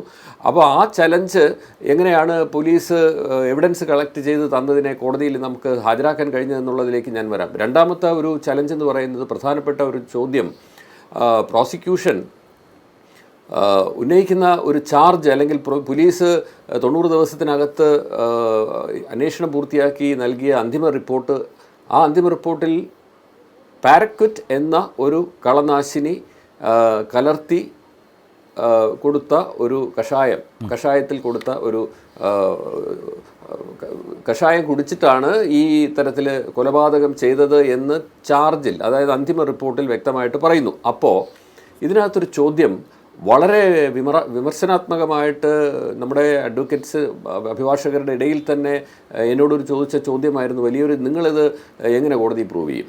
എങ്ങനെയാണ് ചലഞ്ചിങ് ആയിട്ട് നിങ്ങൾക്ക് ഇത് വന്നു കഴിഞ്ഞാൽ എന്ത് ചെയ്യും? കാരണം വിഷം കണ്ടെത്താൻ കഴിഞ്ഞിട്ടില്ല, വിഷം ആന്തരിക അവയവങ്ങളിലില്ല എന്ന് റിപ്പോർട്ട്, പിന്നെ കൂടാതെ വസ്ത്രങ്ങളിൽ ഈ വിഷാംശമില്ല, പിന്നെ തുപ്പലിലോ അല്ലെങ്കിൽ അതുപോലെയുള്ള എക്സ്ക്രീറ്റ്സിലോ ഒന്നും തന്നെ വിഷമില്ല. അപ്പോൾ വിഷം കൊടുത്തു കൊന്നു എന്ന് പറഞ്ഞാൽ വിഷത്തിൻ്റെ ഒരു ട്രേസ് പോലും ഇല്ലാതെ എങ്ങനെ പ്രോസിക്യൂഷൻ ഈ കേസ് പൂർണ്ണമായിട്ടും കോടതിയെ കൺവിൻസ് ചെയ്തെടുക്കാൻ കഴിയും എന്നുള്ളൊരു വലിയ ചലഞ്ചാണ് മുന്നിലുണ്ടായിരുന്നത്. ആ ചലഞ്ചിനും ഇൻവെസ്റ്റിഗേഷൻ്റെ സമയത്ത് തന്നെ അന്വേഷണ ഉദ്യോഗസ്ഥന്മാർ വളരെ ഈ ശ്രീ KJ ജോൺസൻ്റെ ഒരു കറക്റ്റായിട്ടുള്ള ഒരു കൃത്യമായിട്ടുള്ള ഒരു അന്വേഷണവും അത് പിന്നെ സുൽഫിക്കറിലേക്ക് എത്തി, സുൽഫിക്കറും അതുപോലെ അന്തിമമായിട്ട് അന്വേഷണം നടത്തി ചാർജ് കൊടുത്ത ഒരു രസിത്, അന്നത്തെ ക്രൈംബ്രാഞ്ച് DYSPയുടെ ചാർജ് ഉണ്ടായിരുന്ന ആളും, ഇതെല്ലാം വളരെ വ്യക്തമായിട്ട് ഡോക്ടർമാരെ കണ്ട് ഇപ്പോൾ പാറശാല CI ആയിരിക്കുന്ന ആ ഒരു അന്വേഷണ ഉദ്യോഗസ്ഥൻ സജീവ് എല്ലാം വളരെ ബ്യൂട്ടിഫുള്ളായിട്ട് ഇൻവെസ്റ്റിഗേറ്റ് ചെയ്ത് തെളിവ് ശേഖരിച്ചിട്ട് ഇതിൽ വിദഗ്ധമായിട്ടുള്ള ചില അഭിപ്രായം, അതായത് ലോകപ്രശസ്തനായിട്ടുള്ള ടോക്സിക്കോളജിസ്റ്റ് VV പിള്ള ഡോക്ടർ, അദ്ദേഹം ഉൾപ്പെടെ അവരെ കണ്ട് മൊഴിയെടുത്ത് അദ്ദേഹത്തിൻ്റെ ഒപ്പീനിയൻ രേഖപ്പെടുത്തി ആ ഒപ്പീനിയനെ വളരെ മനോഹരമായിട്ട് അദ്ദേഹം കോടതിയിൽ ബ്യൂട്ടിഫുൾ കൺവിൻസിംഗ് ആയിട്ട് എവിഡൻസ് കൊടുക്കുകയും ചെയ്തു. ഇങ്ങനെ ഡിജിറ്റൽ എവിഡൻസിൻ്റെയും സാഹചര്യ തെളിവുകളുടെയും ഈ വിദഗ്ധ അഭിപ്രായങ്ങളുടെയും ഒരിക്കലും അസൈൽ ചെയ്യാൻ കഴിയാത്ത രീതിയിൽ എവിഡൻസ് കൊടുത്തതുകൊണ്ട് മാത്രമാണ് കോടതിയെ ഇത് പൂർണ്ണമായിട്ടും ഗ്രീഷ്മ തന്നെ ആണ് ഈ കൃത്യം ചെയ്തത് എന്ന് തെളിയിക്കാൻ കഴിഞ്ഞത്. പക്ഷേ തെളിയിച്ചു കഴിഞ്ഞ ശേഷം പിന്നീട് ഉള്ള ഒരു വാദം എന്ന് പറയുന്നത് ഇത് ഒരു ജസ്റ്റിഫയബിൾ മർഡർ ചെയ്തു പോയതാണ് എന്നുള്ളതിലേക്ക് വരെ കൊണ്ടെത്തിച്ചു തെളിഞ്ഞു കഴിഞ്ഞ ശേഷം. അതെ, അത് അങ്ങനെ ഒരു ഡിഫൻസിലേക്ക് അവർക്ക് ഒരു ഷിഫ്റ്റിംഗ് അല്ലേ പ്രോസിക്യൂട്ടർ? അങ്ങനെ ഒരു ഷിഫ്റ്റിലേക്ക് പ്രതിഭാഗത്തിന് പോകേണ്ടി വന്നു എന്ന് പറയുന്നത് തന്നെ ഒരു വലിയ കാര്യം തന്നെയാണ്. മുമ്പ് പറഞ്ഞതുപോലെ ഈ വിഷക്കുപ്പി കണ്ടെത്താനോ അതിൻ്റെ ബാക്കി ഈ ഉപയോഗിച്ചതിൻ്റെ ബാക്കി കണ്ടെത്താനോ ഇതൊക്കെയാണ് സാധാരണ വളരെ നോർമലായി താങ്കൾ പറഞ്ഞ പോലെ തന്നെ കേസിൽ നേരിട്ട് എത്താറുള്ളത്. ഇതൊന്നുമില്ല. വളരെ വിദഗ്ധരുടെ അഭിപ്രായങ്ങൾ വന്നിട്ടുണ്ട്, ഡിജിറ്റൽ തെളിവുകൾ എന്ന് പറഞ്ഞു. ഇത് കുറച്ചുകൂടി കോടതിക്ക് കൺവിൻസിംഗ് ആയി വന്ന 1-2 ഇൻസിഡൻ്റ് ഒന്ന് പറയാൻ പറ്റുമോ? ഇപ്പോൾ ഉദാഹരണത്തിന് വേറൊന്നുകൂടി ഒരു വീഡിയോ നമ്മുടെയൊക്കെ മുമ്പിൽ ഇന്നൊക്കെ താങ്കൾ അതേക്കുറിച്ചൊക്കെ ജ്യൂസ് ചലഞ്ച് വീഡിയോ അതിന് മുമ്പുള്ള ഒരു എണ്ണമുണ്ട്. അപ്പോൾ ഇതൊരു അപൂർവമായി നടന്ന കുറ്റകൃത്യമാണ് എന്നതിലേക്ക് കൃത്യമായി കോടതി എത്തിയ വളരെ സുപ്രധാനമായ ലീഡ് ഒന്നുകൂടി കിട്ടുമോ? ഒന്ന് പറയാം. അതിനകത്ത് ആദ്യം ഞാനൊരു ചെറിയൊരു തിരുത്ത് ഞാനൊന്ന് പറഞ്ഞോട്ടെ. അതായത് ഈ വിഷക്കുപ്പി കിട്ടിയിട്ടില്ല എന്നല്ല, വിഷക്കുപ്പി കിട്ടി. അതായത് വലിച്ചെറിഞ്ഞു. ഗ്രീഷ്മ ഈ കഷായത്തിലേക്ക് മിക്സ് ചെയ്ത പാരക്വിറ്റ് എന്ന് പറയുന്ന അതെ കാപ്പിക് എന്ന് പറയുന്ന ആ വിഷക്കുപ്പി, അതായത് കളനാശിനിയുടെ കുപ്പി, അത് ഈ രണ്ടാം പ്രതിയും മൂന്നാം പ്രതിയും അമ്മയും മാമനും ഈ ഗ്രീഷ്മയുടെ അമ്മാവനും കൂടെ ചേർന്ന് അത് ആദ്യം മറ്റൊരടുത്ത റബ്ബർ പുരയിടത്തിലേക്ക് വലിച്ചെറിയുകയും ആ റബ്ബർ പുരയിടത്തിൽ നിന്ന് മൂന്നാം പ്രതിയായ നിർമ്മലകുമാരൻ നായർ അവിടെ നിന്ന് എടുത്തുകൊണ്ടുവന്ന് ഏകദേശം 2.5 കിലോമീറ്റർ അപ്പുറത്ത് മാറി രാമവർമ്മൻ ചിറയിലേക്ക് അവിടെ ഒരു സ്ഥലത്തേക്ക് കൊണ്ട് രഹസ്യമായി ഒളിപ്പിച്ചു വെക്കുകയും ചെയ്തിരുന്ന സ്ഥലത്ത് നിന്ന് ഒരു കൺഫെഷൻ സ്റ്റേറ്റ്മെൻറ്റ് ഈ നിർമ്മലകുമാരൻ നായർ കൊടുത്തതിൻ്റെ അടിസ്ഥാനത്തിൽ അദ്ദേഹം പോലീസിന് ചെന്ന് എടുത്തു കൊടുത്തു. സാക്ഷികളുടെ സാന്നിധ്യത്തിലും വീഡിയോ, ഫോട്ടോഗ്രാഫി, ദൃശ്യങ്ങളുടെ എല്ലാത്തിൻ്റെയും ഒരു തെളിവുകളോടുകൂടി അത് എടുത്തു കൊടുത്ത് അത് വളരെ പ്രധാനപ്പെട്ട ഒരു തെളിവായി മാറുകയും ആ കെമിക്കൽ അനാലിസിസ് റിപ്പോർട്ടിൽ ഈ വിഷക്കുപ്പിയിൽ നിന്ന് പാരക്വിറ്റാണെന്ന് തെളിയുകയും ചെയ്തിരുന്നു എന്ന് പറയുന്നത് വളരെ പ്രധാനപ്പെട്ട ഒരു തെളിവായിരുന്നു. കൂടാതെ ഈ വിഷക്കുപ്പിയിൽ നിന്ന് ഗ്രീഷ്മ അതിനു മുമ്പ് തെളിവ് നശിപ്പിക്കുന്നതിൻ്റെ ഭാഗമായിട്ട് ലേബൽ വലിച്ചിളക്കി കളഞ്ഞ് വളരെ രഹസ്യമായിട്ട് ഒളിപ്പിച്ചു വെച്ചിരുന്നത് ഗ്രീഷ്മ തന്നെ ആ ലേബൽ എടുത്തു കൊടുക്കുകയും പിന്നെ ഈ പറഞ്ഞിരിക്കുന്ന മൂന്നാം പ്രതി നിർമ്മലകുമാരൻ നായർ കണ്ടെടുത്തു കൊടുത്ത ഈ കുപ്പിയിൽ ഉള്ള കുപ്പിയുടെ ലേബൽ തന്നെയാണ് എന്നുള്ളത് ഫോറൻസിക് സയൻസ് ലബോറട്ടറിയിലെ വിദഗ്ധർ വന്ന് അത് കോടതിയിൽ പ്രദർശിപ്പിച്ച് ഇതിൽ നിന്ന് ഇളക്കിയതാണ് എന്നുള്ളതും അപ്പോൾ തെളിവ് നശിപ്പിക്കലിൻ്റെ ഭാഗമായിട്ട് ഇളക്കിയതാണ് എന്നുള്ളതും സ്ഥിരീകരിച്ച് റിപ്പോർട്ടും ഫയൽ ചെയ്തു. ആ തെളിവ് കോടതിയിൽ കൊടുക്കുകയും ചെയ്തു. അപ്പോൾ ഇതെല്ലാം വളരെ വ്യക്തമായിട്ട് ആ ഭാഗങ്ങൾ തെളിയിക്കാൻ കഴിഞ്ഞു. അപ്പോൾ അതുകൊണ്ട് ഈ വിഷം എന്ന് പറയുന്നത് യൂസ് ചെയ്തിരിക്കുന്നത് ഈ പറഞ്ഞിരിക്കുന്ന കാപ്പിക്ക് തന്നെയാണെന്നും ഈ കാപ്പിക്ക് ബോട്ടിൽ തമിഴ്നാട്ടിലുള്ള ഒരു സ്ഥലത്ത് നിന്ന് വാങ്ങിയതാണ് എന്നുള്ളത് ആ തമിഴ്നാട്ടിൻ്റെ ബോർഡറിൽ അവിടെ നിന്ന് വാങ്ങിയതാണ് എന്നുള്ളത്. കാരണം തൊട്ടടുത്ത കടയിൽ തമിഴ്നാട്ടിൽ നിന്ന് വാങ്ങി മറ്റൊരു ഒരു വള ഡിപ്പോ നടത്തുന്ന ആളാണ് ഇദ്ദേഹത്തിന് മേടിച്ചു കൊടുത്തത്. അപ്പോൾ ഈ സാക്ഷി കോടതിയിൽ ഈ ഇദ്ദേഹത്തിനെ തിരിച്ചറിയുകയും ഈ കുപ്പി തിരിച്ചറിയുകയും എല്ലാം ചെയ്ത് ആ ഭാഗമെല്ലാം വളരെ വ്യക്തമായിട്ടുള്ള തെളിവ് കിട്ടിയിട്ടുണ്ടായിരുന്നു. അതെല്ലാം ശ്രീ ജോൺസൺ തെളിവുകളെല്ലാം ഈ ഇൻവെസ്റ്റിഗേറ്റിംഗ് ഓഫീസർ കളക്ട് ചെയ്തിരുന്നു. പിന്നെ ശരീരത്തിൽ നിന്ന് വിഷം കിട്ടിയിട്ടില്ല എന്നുള്ള ഭാഗം മാത്രമാണ് ഇതിനകത്ത്, അല്ലെങ്കിൽ മറ്റ് ആന്തരിക അവയവങ്ങളിൽ നിന്ന് കിട്ടിയിട്ടില്ല എന്നുള്ളതാണ് ഇതിനകത്ത് വന്നത്.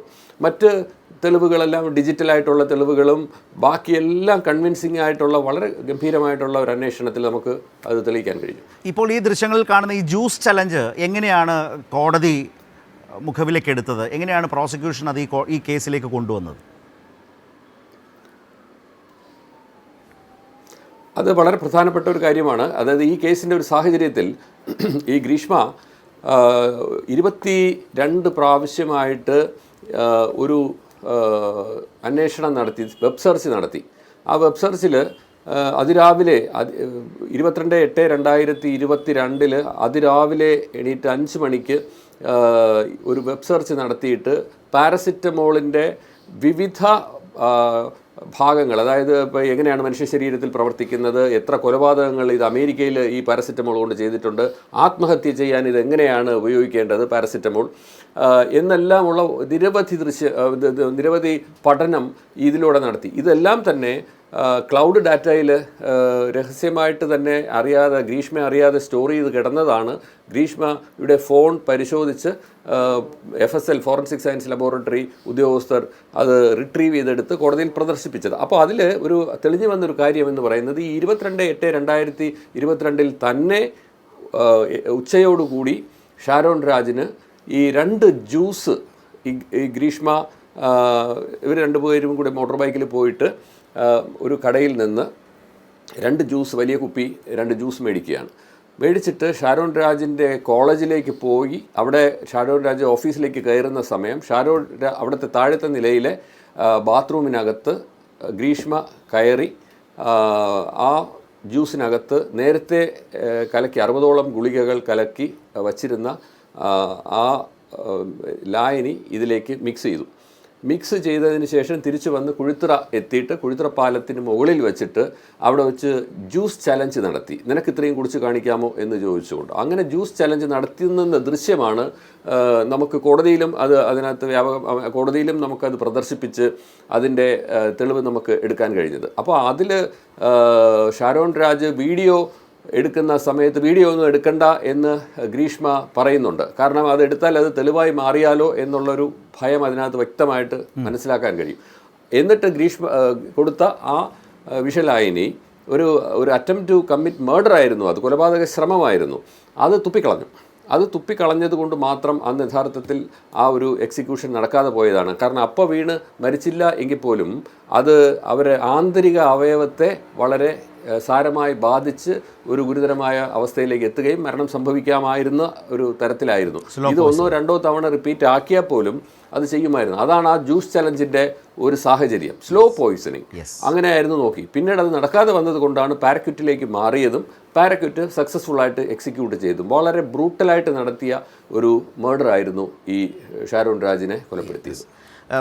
ഞാൻ താങ്കളിലേക്ക് വരാം. അതായത് 22/8/2022 ഈ വീഡിയോയും അതേ ദിവസങ്ങളിൽ തന്നെ ഗൂഗിൾ സെർച്ചിലൂടെ ഇതിനുവേണ്ടി ഗ്രീഷ്മ നടത്തിയിട്ടുള്ള സെർച്ചും ഒക്കെ തന്നെ കോടതിയിലേക്ക് പ്രോസിക്യൂഷൻ ഈ അന്വേഷണത്തിൻ്റെ ഭാഗമായി അന്വേഷണ സംഘത്തിനും പ്രോസിക്യൂഷനും എത്തിക്കാൻ കഴിഞ്ഞു. ഷുക്കൂർ വക്കീലിൻ്റെ എന്നാൽ താൻ കേസ് കൊടുക്കുന്ന കേസ് സിനിമയിലെ പോലെ ഫ്ലോ പോയി മൂഡ് പോയി എന്ന് പറഞ്ഞിരിക്കുകയല്ല പ്രോസിക്യൂട്ടർ ചെയ്തത്. വളരെ ഉഷാറായി ഒരു കേസ് നടത്തി. അത് കുറ്റാന്വേഷണ ചരിത്രത്തിലും ഒരു പ്രോസിക്യൂഷൻ്റെ മികവിലുമൊക്കെ നല്ലൊരു ഒരു പാഠമായി ഇത് മാറിയിട്ടുണ്ട്. ഒപ്പമുണ്ട്, താങ്കൾക്കൊപ്പമുണ്ട്, സംസാരിക്കാം.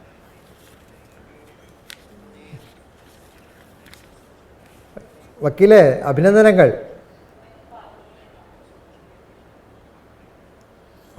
Hello advocate Shukkur. ഞാൻ ആ ജഡ്ജ്മെന്റിന്റെ അവസാനത്തെ പാരഗ്രാഫിൽ വളരെയധികം ഒരുപാട് നിരവധി കേസുകൾ പ്രോസിക്യൂട്ട് ചെയ്തിട്ടുള്ള ആളല്ലേ. നമ്മളാ 409-410 വിശദമായിട്ട് പറയേണ്ടത്. അതിൽ സാറിപ്പം പറഞ്ഞൊരു കാര്യമുണ്ട്. Greeshma carried the evidence with her in her mobile phone and she stored everything in the cloud. ജഡ്ജ്മെൻറ്റിൽ അങ്ങനെയാണ് പറയുന്നത്. എല്ലാ സംഗതിയും ക്ലൗഡിൽ അവർ സൂക്ഷിച്ചു എന്നാണ് പറയുന്നത്. അപ്പം ഞാൻ നമ്മുടെ പ്രോസിക്യൂട്ടർ എന്ന നിലയിൽ തീർച്ചയായും വക്കീൽ വളരെ അഭിനന്ദനം അറിയിക്കുന്നുണ്ട്. ആ ശിക്ഷ 302 മാക്സിമം പണിഷ്മെൻറ്റ് വാങ്ങിക്കൊടുക്കാൻ കഴിയുന്നത് അഭിനന്ദനം അറിയിക്കുന്നു. പക്ഷേ ഈ 302 വധശിക്ഷ വേണമെന്ന കാര്യത്തിൽ എനിക്ക് ഭിന്നാഭിപ്രായമുണ്ട്. ഞാൻ രാവിലെ ഈ വിധിന്യായം വന്ന ഉടനെ തന്നെ എൻ്റെ പ്രതികരണം അറിയിച്ചിരുന്നു. ഞാനും ഒരു കേസിൽ പ്രോസിക്യൂട്ടറായിരുന്ന സമയത്ത് ഞാനും വധശിക്ഷയ്ക്ക് വേണ്ടി വാദിച്ചിരുന്നു. ജില്ലാ കോടതി വധശിക്ഷ അനുവദിക്കുകയും ചെയ്തു. സെഫിയ മർഡർ കേസാണത്. 2016 ജൂലൈയിലാണ് വിധി വന്നത്. പക്ഷേ അപ്പോഴും നമ്മുടെ ഈ നിയമവ്യവസ്ഥയിൽ വധശിക്ഷ എന്ന് പറയുന്ന കുറ്റകൃത്യം ഒരു പ്രാകൃതമാണ് എന്ന കൃത്യമായ നിലപാട് നിരവധി ആൾക്കുള്ളതുപോലെ എനിക്കുണ്ടും. നമ്മുടെ ബഹുമാനപ്പെട്ട അനീഷ്യ ജയദേവ് കൃത്യമായ കാര്യം പറഞ്ഞു. വധശിക്ഷ നമ്മൾ 2013 CPM പോളിറ്റ് ബ്യൂറോ സംബന്ധമായ ഒരു സ്റ്റേറ്റ്മെൻറ്റ് ഇറക്കിയിട്ടുണ്ട്. ശരത് ശ്രദ്ധിച്ചിട്ടൊന്നും അറിയില്ല. 2013 മെയ്യിൽ 2-day central committee meeting general secretary Prakash Karat announced the party stance describing the execution as inhuman and highlighting the arbitrary implementation of the capital punishment in this country. He emphasized that in case deemed the rarest of rare case, the party support the life imprisonment without possibility of remission instead of capital punishment. ഇത് ഒരു സാമൂഹിക ഇപ്പം ലോകത്ത് തന്നെ 200 രാജ്യങ്ങളുണ്ട്. അതിൽ 41 രാജ്യങ്ങൾ മാത്രമേ ഇപ്പോഴും ഈ ക്യാപിറ്റൽ പണിഷ്മെൻ്റ് ഉള്ളൂ. CPMൻ്റെ സെൻട്രൽ കമ്മിറ്റി 2013 എടുത്തൊരു സ്റ്റാൻഡ് വളരെ പ്രധാനപ്പെട്ടതാണ് ഞാൻ വിചാരിക്കുന്നത്. നമ്മുടെ സമൂഹത്തിൽ ക്യാപിറ്റൽ പണിഷ്മെൻറ്റ് ആവശ്യമുള്ളൊരു സമൂഹമാണോ? വളരെ ഗുരുതരമായ ബച്ചൻ സിംഗ് കേസിലെ ജഡ്ജ്മെൻറ്റിൻ്റെ വിധിന്യായത്തിൽ ബഹുമാനപ്പെട്ട ജില്ലാ ജഡ്ജ് ആ കാര്യം പറഞ്ഞിട്ടുണ്ട്. ബച്ചൻ സിംഗ് കേസിലെ പാരാമീറ്റർ കൃത്യമായി അദ്ദേഹം അനലൈസ് ചെയ്യുന്നുണ്ട്. ആ 4 കാര്യങ്ങൾ എന്തുകൊണ്ടാണ് അദ്ദേഹം ക്യാപിറ്റൽ പണിഷ്മെൻറ്റ് കൊടുക്കുന്നതിനെക്കുറിച്ച് അദ്ദേഹം പറയുന്നുണ്ട്. അതിനോടും എനിക്ക് വിയോജിപ്പുണ്ട്. പക്ഷേ നമ്മുടെ സൊസൈറ്റിയിൽ ഇപ്പം നേരത്തെ ഗ്രീഷ്മ മാഡം പറഞ്ഞതുപോലെ സ്ത്രീകൾ കുറ്റവാളികളായി വരുമ്പോൾ മാത്രം നമുക്കുണ്ടാകുന്നൊരു പ്രത്യേക മനോഭാവം നമുക്കുണ്ട്. അത് വളരെ ഗൗരവത്തിൽ കാണണം. ഇപ്പം ഇതിനേക്കാൾ ബ്രൂട്ടലും ഇതിനേക്കാൾ 2 കുറ്റകൃത്യങ്ങൾ നമുക്ക് അങ്ങനെ താരതമ്യം ചെയ്യാൻ കഴിയില്ല എങ്കിൽ പോലും വളരെ ഭീകരമായ കൽക്കത്തയിലെ ഡോക്ടറുടെ കൊലപാതകത്തെ അത് റയറസ്റ്റ് ഓഫ് ദ റയറിൻ്റെ പരിധിയിൽ വരാതെ അവിടുത്തെ ജില്ലാ ജഡ്ജ് അയാൾക്ക് ജീവപര്യന്തം തടവ് കൊടുക്കുകയും ഇവിടെ 24 വയസ്സുള്ള ഒരു പെൺകുട്ടി, ഇപ്പം മിറ്റിഗൻ്റ് കാറ്റഗറി നോക്കുന്ന സമയത്ത് 24 വയസ്സുള്ള ചെറുപ്പക്കാർ റിഫോർമേഷൻ സാധ്യതയുള്ളൊരു സംഗതിയാണ്.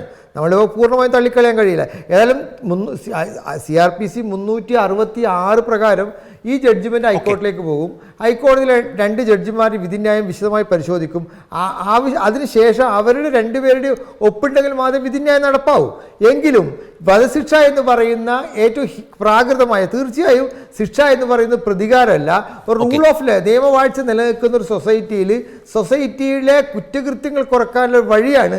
അതുകൊണ്ട് വധശിക്ഷയ്ക്കെതിരെയുള്ള ഒരു മൂവ്മെൻ്റ് ആയിട്ട് ഈ ഘട്ടത്തിൽ മാറണം എന്നൊരു അഭിപ്രായം എനിക്കുണ്ട്. റൈറ്റ്, തീർച്ചയായും അത് ഒരു പൊതുവികാരവും ഒരു പൊതു ചർച്ചയുടെ ഭാഗമാണ്. പക്ഷേ നാട്ടിൽ നിലനിൽക്കുന്ന നിയമവ്യവസ്ഥ അനുസരിച്ച് കോടതിക്ക് ഇന്നും അതിലേക്ക് പോകാൻ തടസ്സങ്ങളില്ല എന്നൊരു പ്രശ്നം കൂടി നിലനിൽക്കുന്നുണ്ട് എന്നതുകൂടിയാണ്. നിശ്ചയമായും അതൊരു വലിയ പൊതു ചർച്ചയുടെ ഭാഗമാണ്. ഡോക്ടർ അനീഷ്യ, ഞാൻ ഇതേ പോയിന്റിൽ നേരത്തെ താങ്കൾ പറഞ്ഞ ആ പ്രശ്നം, പ്രതിയായി ഒരു സ്ത്രീ വരുന്ന ഒരു ജെൻഡർ ഇഷ്യൂ അടക്കം ഇതിലുണ്ടോ എന്ന ഒരു ചർച്ച നമ്മൾ നേരത്തെ നടത്തി വെച്ചു. അപ്പോൾ പ്രോസിക്യൂട്ടർ ഉണ്ടായിരുന്നില്ല, ശ്രീ വിനീത് കുമാർ ഉണ്ടായിരുന്നില്ല. താങ്കളൊന്ന് ക്യുക്കായി ഈ പറഞ്ഞ പോയിന്റിൽ ഒന്ന് ജോയിൻ ചെയ്യുകയാണെങ്കിൽ നമുക്ക് അദ്ദേഹത്തിലേക്ക് വീണ്ടും പോകാം. തീർച്ചയായിട്ടും പ്രോസിക്യൂട്ടർ ശ്രീ വിനീത് കുമാറിനെ ഈ വളരെ റിഗറസ് ആയിട്ടുള്ള ഈ ഒരു കേസ് ലീഡ് ചെയ്ത് എല്ലാ തരത്തിലും കോടതിയെ ഏറ്റവും വധശിക്ഷയെക്കുറിച്ച് എനിക്ക് വ്യത്യസ്തമായ അഭിപ്രായമുണ്ട്. ഒരു ശിക്ഷ വളരെ കൃത്യമായി നമുക്ക് കയ്യിൽ നിന്ന് വഴുതി പോകാൻ പറ്റുന്നൊരു കേസിനെ വളരെ ജുഡീഷ്യസ് ആയിട്ട് പോലീസിൻ്റെയും കൂടി സപ്പോർട്ടോടു കൂടി ഇത് ചെയ്യാൻ പറ്റിയതിൽ ഞങ്ങൾക്ക് ഏറ്റവും കൂടുതൽ ഒരു സമൂഹത്തിൻ്റെ പ്രതിനിധി നിലയിൽ വളരെ സന്തോഷം രേഖപ്പെടുത്തുന്നു. പക്ഷേ ഇതിനകത്ത് കുറച്ച് നേരത്തെ ഞാൻ പറഞ്ഞു പോയ ഒരു കാര്യമാണ്, ഒരു പെൺകുട്ടി, ഒരു യങ് ആയിട്ടുള്ള പെൺകുട്ടി, ഒരു വിദ്യാഭ്യാസമുള്ള പെൺകുട്ടി, അല്ലെങ്കിൽ വിദ്യാഭ്യാസം ഇല്ലാത്ത പെൺകുട്ടി ഇത്തരത്തിലൊരു കാര്യം ചെയ്യാൻ പാടുണ്ടോ? ചെയ്യുമോ? ഇത് ക്രൂരതയല്ലേ? ഇത് പൈശാചികതയല്ലേ എന്നുള്ള ഒരു ഭയങ്കരമായിട്ടുള്ളൊരു നിലവിളി നമ്മുടെ സമൂഹത്തിനുണ്ട്. ഈ നിലവിളി ക്യാരി ചെയ്തിട്ട് നമ്മളിത് കോർട്ടിലേക്ക് എത്തിച്ചു. ഈ നിലവിളി അവിടെ മുഴങ്ങി, അവിടെ എല്ലാ ജുഡീഷ്യൽ ഇൻഫ്രാസ്ട്രക്ചറിനുള്ളിലും അതുണ്ടായി. അതിൽ ആൺവ്യത്യാസമില്ല, പെൺവ്യത്യാസമില്ല. പക്ഷേ ഇത് ഒരു പെൺകുട്ടിക്ക് ഇതൊരിക്കലും ചെയ്യാൻ സാധിക്കില്ല എന്നുള്ള നമ്മുടെ പൊതുബോധത്തിൻ്റെ ഭാഗമായാണ് ഇത് ഏറ്റവും റെയർ ആയിട്ടുള്ള ക്രൈമായി മാറുന്നത്. നമ്മൾ ഇതുപോലെയുള്ള പലതരത്തിലെ ക്രൈമുകളിൽ ഇതിനേക്കാളും ഹീനിയസ് ക്രൈമുകൾ നമുക്ക് അവനല്ലേലും അത് ചെയ്യും എന്നുള്ളൊരു മനോഭാവത്തിൽ നമ്മൾ തള്ളിക്കളഞ്ഞ മനുഷ്യരാണ് എന്നുള്ളത് പ്രത്യേകം പരാമർശിക്കാൻ ഞാൻ ആഗ്രഹിക്കാം. ശരി, ഞാൻ ഈ ഘട്ടത്തിൽ ഡോക്ടർ വന്ദനാദാസിൻ്റെ കേസ് കൂടി ഓർക്കുകയാണ്. RG-കർ മെഡിക്കൽ കോളേജിലെ കൊൽക്കത്തയിലെ കേസുള്ളപ്പോൾ തന്നെ വന്ദനാദാസിൻ്റെ മരണം കേരളം വളരെ ഞെട്ടലോടെ ആ ഡോക്ടറുടെ മരണത്തെ കണ്ടതാണ്. ആ കൊലയാളിക്കെതിരായ ഒരു പൊതുവികാരത്തോടെ കേരളം നിന്നു. കേരളത്തിൻ്റെ നിയമസഭ ആരോഗ്യ പ്രവർത്തകരുടെ സുരക്ഷയുമായി ബന്ധപ്പെട്ട നിയമത്തിൽ അടിയന്തരമായി ഭേദഗതി വരുത്തി ആ കേസ് മുന്നോട്ട് പോകുന്നു. ആ കേസിൽ സുപ്രീം കോടതിയിലടക്കം പ്രതിയുടെ ഭാഗത്തു നിന്ന് വരുന്ന നീക്കങ്ങളൊക്കെ പൂർണ്ണമായി നിരാകരിച്ചുകൊണ്ട് ആ കേസ് സമാനമായ രീതിയിൽ പോവുകയാണ്. നമ്മളൊക്കെ കാണുന്നത് ഒരിക്കലും ഒരു RG-കർ മെഡിക്കൽ കോളേജിൽ ഉണ്ടായതുപോലെ അവിടുത്തെ സർക്കാരും മറ്റും അത് കൈകാര്യം ചെയ്ത പോലെ ആവില്ല കേരളം എന്ന നിലയ്ക്ക് തന്നെയാണ്. ഞാനത് പൊതുവിൽ പറഞ്ഞു എന്ന് മാത്രം. ഞാൻ ശ്രീ അശോകൻ സാറിലേക്ക് വരുന്നതിന് മുമ്പ് ശ്രീ വിനീത് കുമാർ, ഇവിടെ 2 കാര്യങ്ങളുണ്ട്. ഒന്ന്, ഈ പ്രതി ഒരു സ്ത്രീയാണ് എന്ന് പറയുന്ന, ഒരു സ്ത്രീ ഇത് ചെയ്യാമോ എന്ന് പറയുന്ന ഒരു വികാരത്തെയും, അതായത്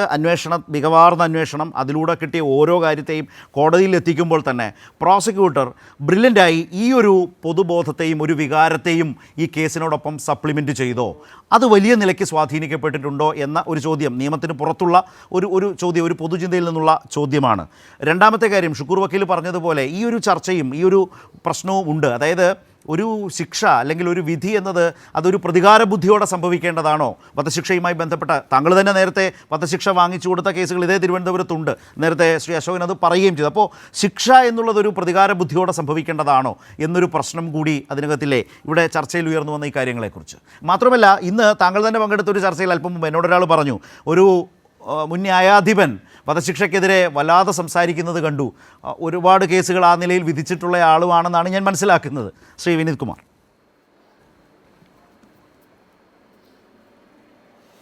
തീർച്ചയായിട്ടും ഇതിൽ ഞാൻ ഷുക്കൂർ വക്കീലിനെയും അതുപോലെ നമ്മുടെ ചർച്ചയിൽ പങ്കെടുത്ത മാഡം പറഞ്ഞതിനകത്ത് ആ ഒരു ലെറ്റർ ആൻഡ് സ്പിരിറ്റിൽ അവരുടെ വാദഗതികളോട് ഞാനത് പ്രതികരിക്കുന്നത്, ആദ്യം ഈ പറഞ്ഞിരിക്കുന്ന ഏതെങ്കിലും തരത്തിൽ നമുക്കൊരു റിഫർമേറ്റീവ് തിയറി നമ്മൾ നടപ്പിലാക്കുന്നതിൻ്റെ ഭാഗമായിട്ട് 302 IPC-യിൽ അതിപ്പോൾ മാറിയിട്ട് BNS ആയിരുന്നാലും BNSS-ലും ഒരുപാട് മാറ്റങ്ങൾ വന്നല്ലോ.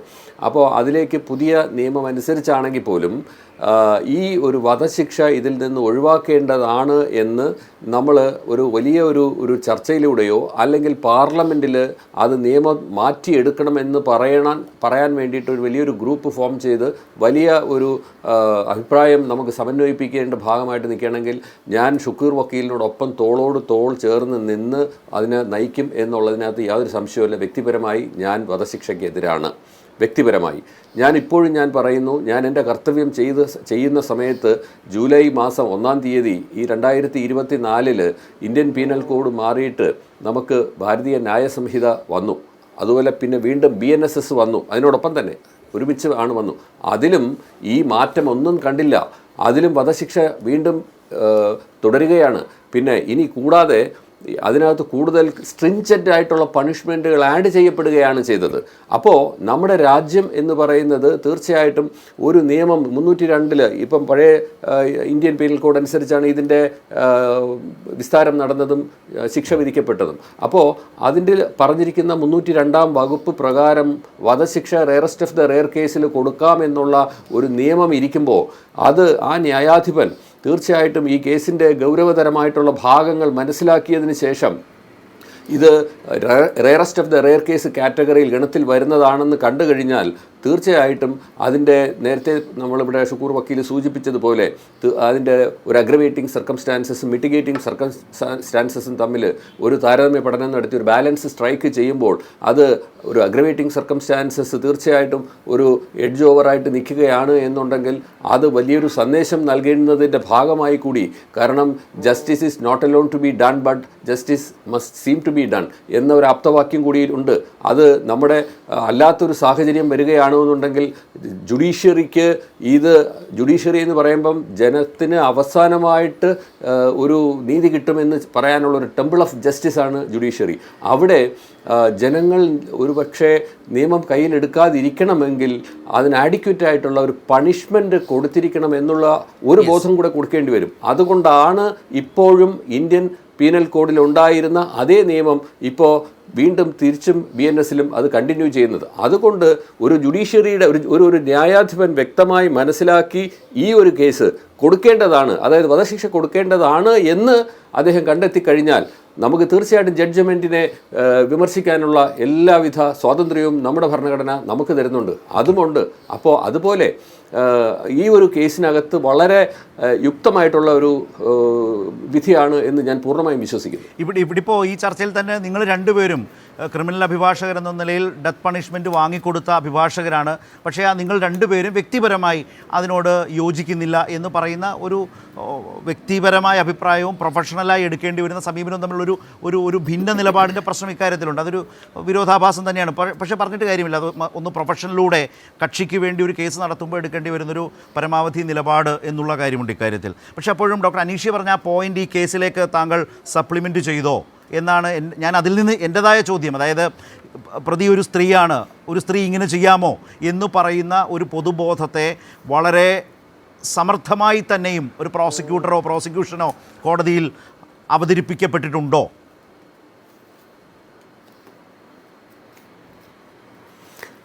ഇതിനകത്ത് ഒരു ക്രിമിനലിനെ സംബന്ധിച്ചിടത്തോളം മാത്രം നമ്മളവിടെ ഒരു ജെൻഡർ ഇക്വാളിറ്റിയെ പറ്റി അവിടെ നമ്മൾ നോക്കണ്ടേ. ഇപ്പോൾ ജെൻഡർ ഒരു ഡിസ്പാരിറ്റി നമ്മളിവിടെ പറയുന്നത് അത് സ്ത്രീയാണ് എന്നുണ്ടെങ്കിൽ പൊതുസമൂഹം ഒരു ഔട്ട്ക്രൈ ഇതിനകത്ത് ഉണ്ടാകുന്നത് ഡിഫറൻ്റാണ്, അല്ലെങ്കിൽ പുരുഷനാണെങ്കിൽ ഉണ്ടാകുന്ന ഔട്ട്ക്രൈ വേറെ ഡിഫറൻ്റാണ് എന്ന് ഒരു കാരണവശാലും ഞാൻ എൻ്റെ ഈ 32 വർഷത്തെ പരിചയത്തിൻ്റെ ഞാൻ കണ്ടിട്ടില്ല. സ്ത്രീയാണ് എങ്കിൽ അതിന് നമ്മൾ മറ്റൊരു രീതിയിൽ കാണണം, അല്ലെങ്കിൽ പുരുഷനാണ് എങ്കിൽ മറ്റൊരു രീതിയിൽ കാണണം. Crime is crime is against the state. അല്ലാതെ ആക്ച്വലി ഇതിനകത്ത് ഷാരോൺ രാജിനെ കൊലപ്പെടുത്തിയപ്പോൾ അതിനുണ്ടായ നഷ്ടം എന്ന് പറയുന്നത് ഷാരോൺ രാജ് നഷ്ടപ്പെട്ടു പോയി, ഈ ഭൂമുഖത്തുനിന്ന് തുടച്ചു നീക്കപ്പെട്ടു. ആ കുടുംബത്തിൻ്റെ സ്വപ്നങ്ങൾ, ആ കുടുംബത്തിൻ്റെ അത്താണി, അതുപോലെ തന്നെ അതുപോലുള്ള കുടുംബങ്ങൾ ഇനിയും ഉണ്ടാകാതെ ഇരിക്കണമെങ്കിൽ ഒരു മാതൃകാപരമായിട്ടുള്ളൊരു ശിക്ഷ വേണമെന്നുള്ള ഒരു നിയമം നമ്മുടെ നാട്ടിൽ നിലനിൽക്കുമ്പോഴാണ് ഇങ്ങനെ ഒരു സ്ത്രീ ആണെങ്കിൽ അതിനെ നിങ്ങൾ വേറെ രീതിയിൽ കാണും. ഒരു കാരണവശാലും എനിക്കങ്ങനെ തോന്നിയിട്ടേ ഇല്ല എൻ്റെ ഇതുവരെയുള്ള ഒരു അനുഭവത്തിലൂടെ. അപ്പോൾ എന്തുകൊണ്ട് അങ്ങനെ പ്രത്യേക പഠനങ്ങൾ എന്തെങ്കിലും നടത്തിയിട്ട് അതിലൂടെ ഏതെങ്കിലും ഒരു എന്തെങ്കിലും ഒരു അഡിക്യൂറ്റ് ആയിട്ടുള്ള ഒരു അല്ല, അതിൽ ജേർണലോ അദ്ദേഹം സംസാരിച്ചപ്പോൾ ഒരു കാര്യം പറഞ്ഞു. സമീപകാലത്ത് സമാനമായി ഉണ്ടെങ്കിൽ ശ്രീ വിനീത് കുമാർ, സമീപകാലത്ത് നമ്മൾക്ക് ഉത്തര കേസ് അറിയാം. അതുപോലെ തന്നെ എല്ലാവരും ഞെട്ടിപ്പിക്കുന്ന വിധത്തിൽ ആസൂത്രണം ചെയ്ത് ആർക്കും ഒരു സംശയവും തോന്നാത്ത വിധത്തിലേക്കൊരു മരണത്തിലേക്ക് കൊണ്ടുപോകാൻ ശ്രമിച്ച കേസാണ്. പക്ഷേ അതിലൊരു റയറസ്റ്റ് ഓഫ് റയർ എന്ന് പറയുന്ന ഒരു എലമെൻറ്റിലേക്ക് കോടതി പോയി. ഓരോ വ്യത്യസ്തങ്ങളായ കോടതികളാണ്, കണ്ടിട്ടില്ല. പക്ഷേ ഇവിടെ ഒരു സ്ത്രീയുടെ ഭാഗത്ത് നിന്ന് ഇത്തരത്തിലെ കേട്ടുകേഴ്വിയില്ലാത്ത വിധത്തിലേക്കൊരു കൊലപാതകം ആസൂത്രണം ചെയ്യുന്നു എന്നൊരു പോയിന്റ്, അല്ലെങ്കിൽ ആ വ്യത്യാസത്തെയാണ് ഡോക്ടർ അനീഷ്യ നേരത്തെ സൂചിപ്പിച്ചത്. അപ്പോൾ താങ്കൾ ഉണ്ടായിരുന്നില്ല ചർച്ചയ്ക്ക്. അതെ, ഇതിനകത്ത് ഒരു നമ്മൾ മനസ്സിലാക്കേണ്ട ഒരു കാര്യം, പ്രത്യേകിച്ച് അതിലൊരു പഠനത്തിന്റെ ഭാഗമായിട്ടല്ല കേസ് ഇത്രയധികം ഇങ്ങനെ പഠനത്തിന്റെ ഭാഗമല്ല, പിന്നെ പഠനത്തിന്റെ ഭാഗമല്ല.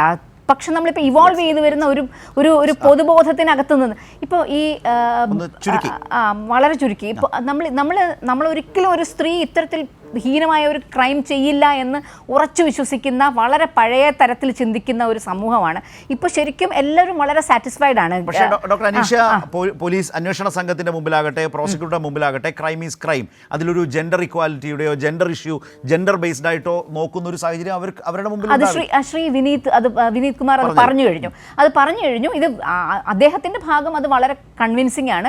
പക്ഷെ പോലീസ് ഈ ഒരു കേസിനെ കുറിച്ച് നമ്മൾ ഒരിക്കലും പോലീസിന്റെ അന്വേഷണത്തിനെ ഒരു തരത്തിലും നമ്മൾ കുറ്റം പറയാൻ പാടില്ല. പക്ഷേ പൊതുവെ ഇത്തരത്തിലൊരു മനോഭാവം നമ്മൾ പോലീസ് സ്റ്റേഷൻ എല്ലായിടത്തും കാണുന്നുണ്ട്. നമുക്ക് ഇതുമായിട്ട് ചേർത്ത് അത് പറയാൻ പറ്റില്ല. തീർച്ചയായും അങ്ങനെ ഒരു ആംഗിൾ കൂടി ഉണ്ട് എന്നാണ് പറഞ്ഞു വെക്കുന്നത്. യെസ്, ശ്രീ വിനീത് കുമാർ ഡോക്ടർ വിനീത് കുമാർ ഒന്ന് ക്വിക്കായിട്ട് അതേക്കുറിച്ച് കൂടി റിപ്ലൈ ചെയ്യാനുണ്ടെങ്കിൽ ഞാൻ ശ്രീ അശോകനിലേക്ക് കൂടി ഒന്ന് പോകണം.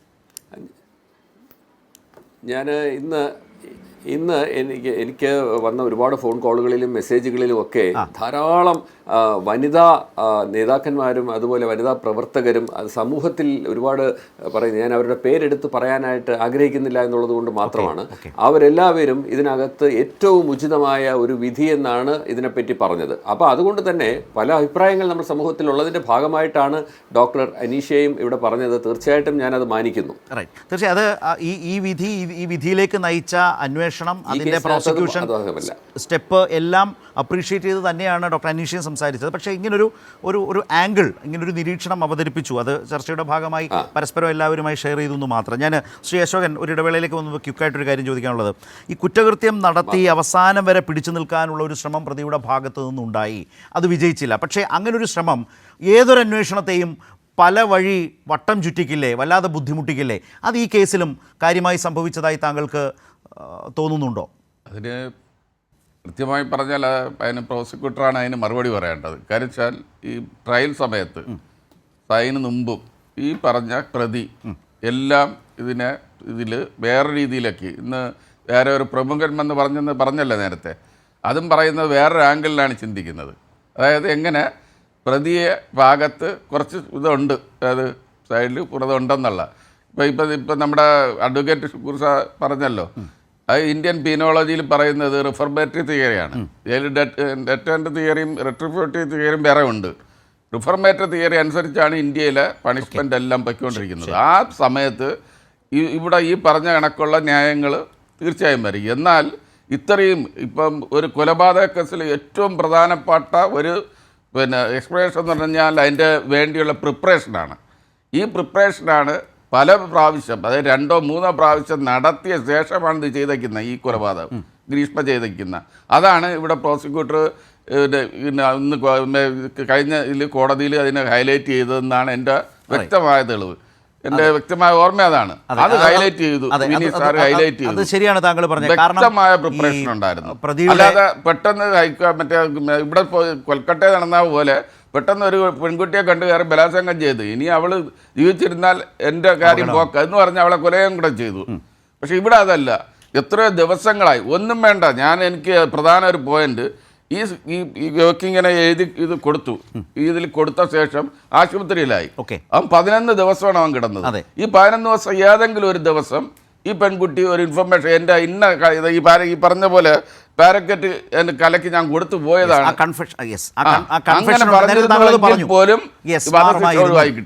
നേരത്തെ താങ്കളത് പറഞ്ഞു വെച്ചിരുന്നു. ഷുക്കൂർ, ഈ കേസിലെ ഈ കളനാശിനി അല്ലെങ്കിൽ കീടനാശിനി ആ കുപ്പി കണ്ടെത്തിയതൊക്കെ നമ്മുടെ മുമ്പിലേക്ക് വന്നു. അതും പ്രധാന പ്രതിയുമായി കണക്ട് ചെയ്യുന്ന ബാക്കി കാര്യങ്ങളൊക്കെ ഈ പറഞ്ഞ പോലെ ഡിജിറ്റൽ തെളിവുകളാണ്.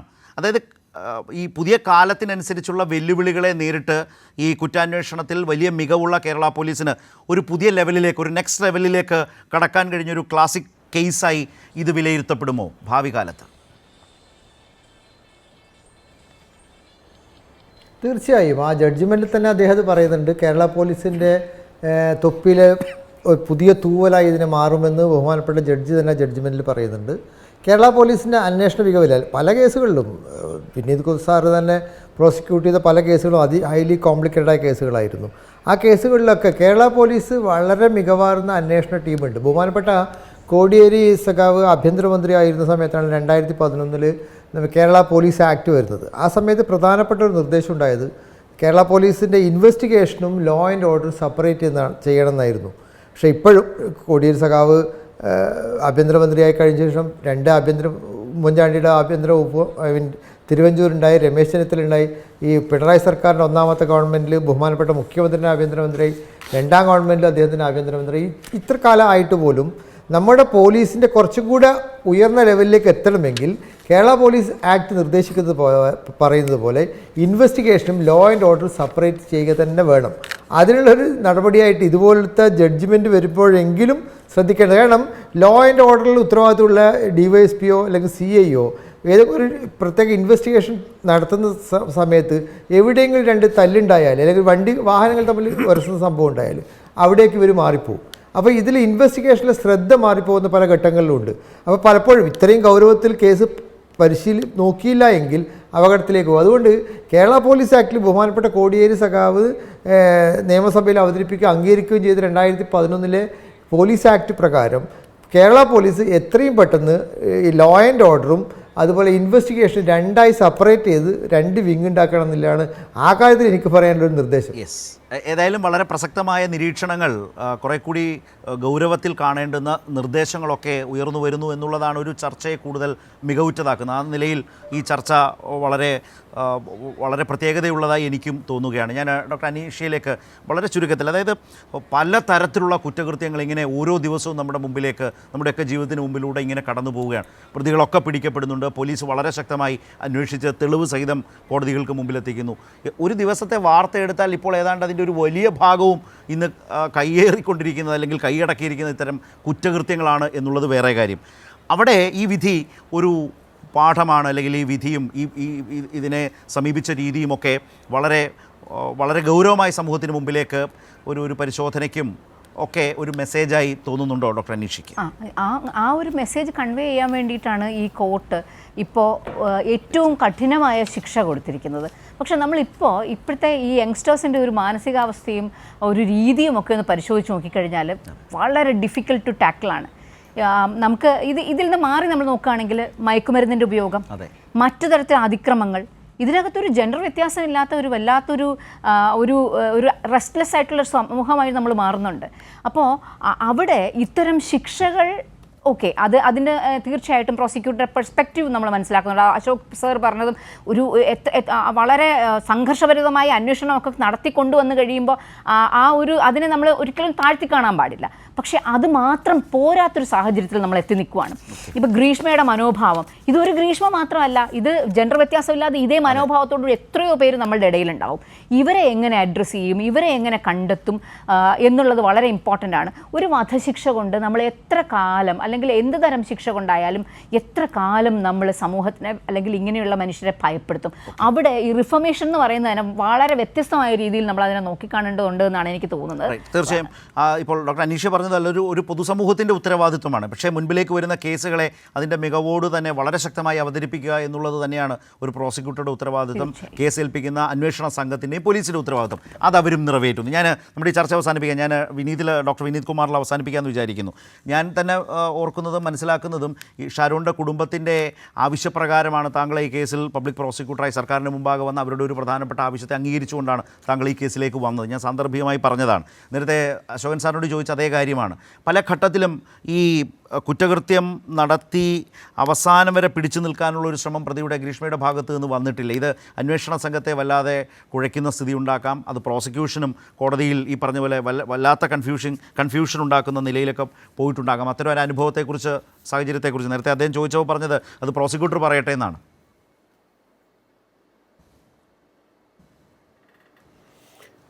ശരത്, ഇതിൽ ഒരുപാട് മിസ്ലീഡ് ഇൻവെസ്റ്റിഗേറ്റിംഗ് ഓഫീസേഴ്സിനെ മിസ്ലീഡ് ചെയ്യാൻ വേണ്ടിയിട്ട് ഗ്രീഷ്മ ശ്രമിച്ചിരുന്നു.